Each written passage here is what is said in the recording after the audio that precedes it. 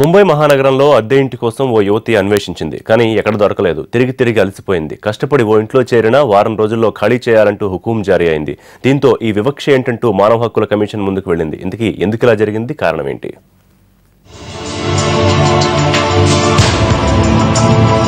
భిన్నత్వంలో ఏకత్వం అనగానే గుర్తుకొచ్చే దేశం భారతావని.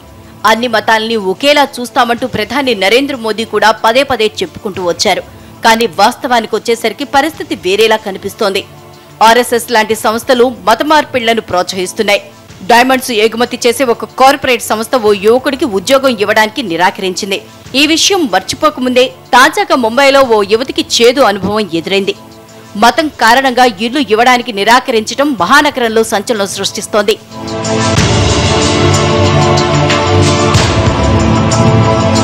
గుజరాత్కు చెందిన 25 ఏళ్ల మిస్బా ఖాద్రీ కమ్యూనికేషన్ రంగంలో పనిచేస్తోంది.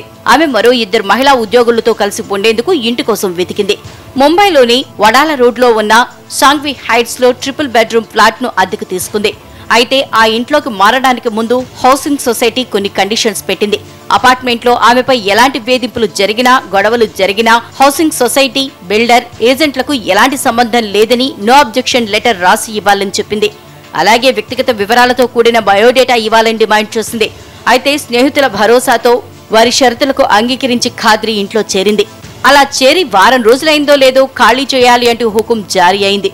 ఇంట్లోంచి ఆమెను గెంటి వేయడం జరిగిపోయింది. एंड स्टिल इतनी छोटी छोटी बातों को लेकर अगर लोग अभी भी डिवाइड एंड रूल पॉलिसी जो ब्रिटिशर्स फॉलो करते थे वही अभी भी चलाते रहेंगे, सिर्फ पता नहीं वोट बैंक के लिए वो अपने लोगों के साथ रहना चाहते हैं, क्या चाहते हैं मुझे नहीं पता, बट बहुत तकलीफ होती है। और मैं जब इंडिया डिफेंड करती रहती हूँ दूसरे लोगों के सामने, कभी लगता है कि छोड़ो मुझे अभी थोड़ा शर्म आने लगी है इंडियन अपने आप को बोलने में, ऐसे फील होता है कभी।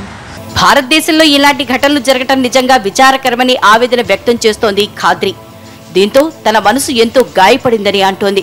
ఈ వివక్షను తట్టుకోలేక స్నేహితుల సహాయంతో జాతీయ మానవ హక్కుల కమిషన్ కు ఫిర్యాదు చేసింది.